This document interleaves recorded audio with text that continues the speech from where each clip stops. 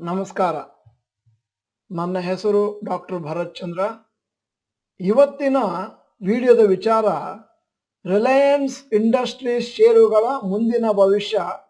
Saudi ಅರಾಮ್ಕೋ deal ಮುರಿದು ಹೋದ ಮೇಲೆ ಆಗಸ್ಟ್ 2019ರಲ್ಲಿ ರಿಲಯನ್ಸ್ ಇಂಡಸ್ಟ್ರೀಸ್ ಅವರು ಒಂದು ಒಪ್ಪಂದವನ್ನು ಮಾಡಿಕೊಂಡ್ರು. ಸೌದಿ ಅರಾಮ್ಕೋ ಕಂಪನಿಯ ಒಡನೆ ನಮ್ಮ 20% ಶೇರನ್ನು ಆಯಿಲ್ ಟು ಕೆಮಿಕಲ್ ಬಿಸ್ನೆಸ್ ಅಲ್ಲಿ ಸೇಲ್ ಮಾಡ್ಕೋತೇವೆ.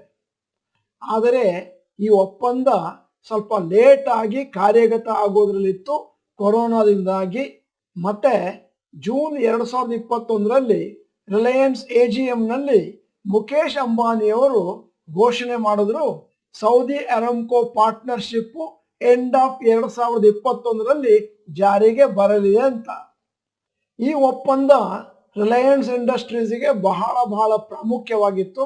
ಯಾಕಂದ್ರೆ ಸೌದಿ ಅರಾಮ್ಕೋ ಇಡೀ ಪ್ರಪಂಚದಲ್ಲಿ ದೊಡ್ಡ ಆಯಿಲ್ ಕಂಪನಿ, ಮತ್ತೆ ಅವರ ರೆವಿನ್ಯೂ ಮತ್ತು ಪ್ರಾಫಿಟ್ಸ್ ಕೂಡ ಬಹಳ ಜಾಸ್ತಿ ಇದೆ.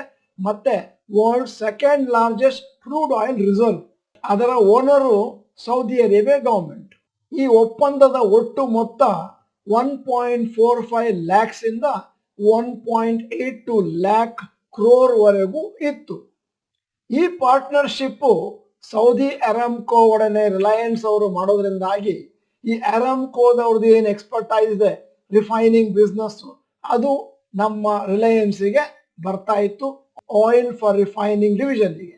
ಅಷ್ಟೇ ಅಲ್ಲ, ಯಾಸಿರ್ ಅಲ್ ರುಮಾಯುನ್ ಚೇರ್ಮನ್ ಆಫ್ ಸೌದಿ ಅರಾಮ್ಕೋ ಅವರನ್ನು ರಿಲಯನ್ಸ್ ಕಂಪನಿಯ ಬೋರ್ಡ್ ಮೆಂಬರ್ ಆಗಿ ಮಾಡ್ತೇವೆ ಅಂತಲೂ ಘೋಷಣೆ ಮಾಡಿದ್ರು ಕೆಲವು ತಿಂಗಳುಗಳ ಕೆಳಗೆ.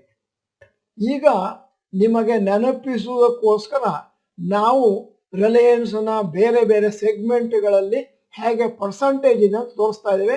Oil to chemical 58%, oil to gas 1%, retail 21%, digital services Jio 13%, ಮತ್ತೆ ಇತರ ಬಿಸ್ನೆಸ್ಗಳು 7%.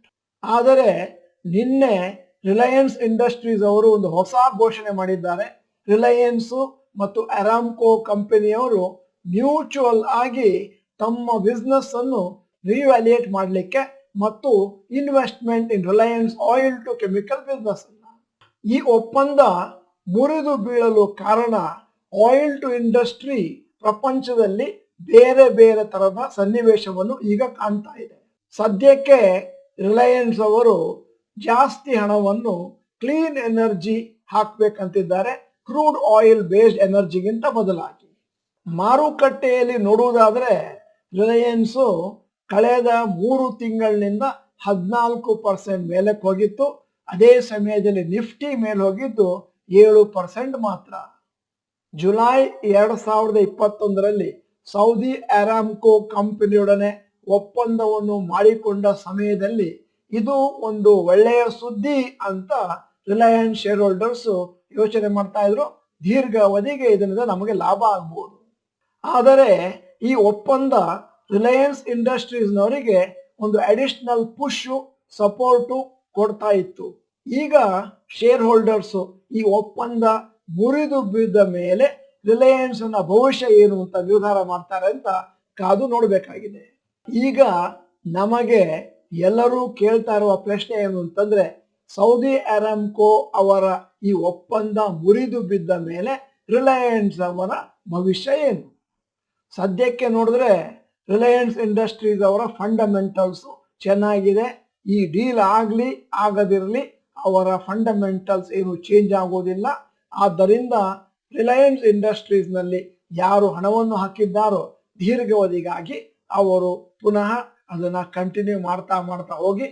ಶಾರ್ಟ್ ಟರ್ಮ್ನವರಿಗೆ ಒಂದೇ ಒಂದು ಮಾತು, ನಿಮ್ಮ ಗ್ರಾಫ್ ಅನ್ನು ನೋಡಿಕೊಂಡು ಸೆಲ್ಲಿಂಗ್ ಇಂಡಿಕೇಶನ್ ಬಂದ್ರೆ ಅದನ್ನ ಸೇಲ್ ಮಾಡಬಹುದು. ಈಗಾಗಲೇ ರಿಲಯನ್ಸ್ ಶೇರ್ಸ್ 9% ಕೆಳಗೆ ಹೋಗಿದೆ.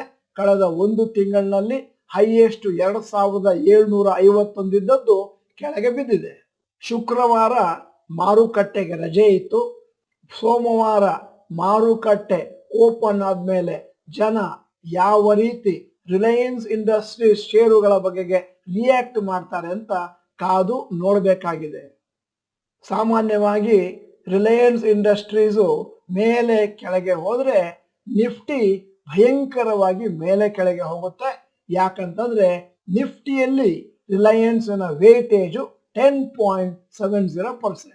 ಈ ಅರಾಮ್ಕೋ ಡೀಲು ಮುರಿದು ಬಿದ್ದ ಮೇಲೆ ಮಾರುಕಟ್ಟೆ ಯಾವ ರೀತಿ ರಿಲಯನ್ಸ್ ಮೇಲೆ ರಿಯಾಕ್ಟ್ ಮಾಡುತ್ತೆ ಅಂತ ಈಗ ನಾವೆಲ್ಲರೂ ಕಾದು ನೋಡಬೇಕಾಗಿದೆ.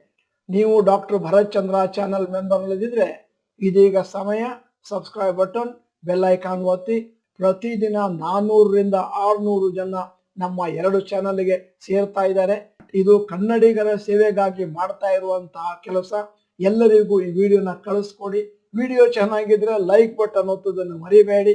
ಕೊನೆಯಲ್ಲಿ ನಿಮ್ಮ ಅಭಿಪ್ರಾಯವನ್ನು ಸಂಗ್ರಹ ಮಾಡಲಿಕ್ಕೆ ಒಂದು ಪ್ರಶ್ನೆ ಕೇಳ್ತಾ ಇದ್ದೇನೆ.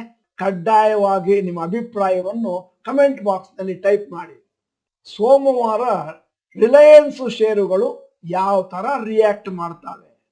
ಷೇರುಗಳು ಕೆಳಕ್ಕೆ ಹೋಗ್ತವೆ ಅಂತಂದ್ರೆ ಎ ಅಂತ ಟೈಪ್ ಮಾಡಿ. ಇಲ್ಲ ಷೇರು ಮೇಲಕ್ಕೆ ಹೋಗುತ್ತೆ ಅಂತಂದ್ರೆ ಬಿ ಅಂತ ಟೈಪ್ ಮಾಡಿ.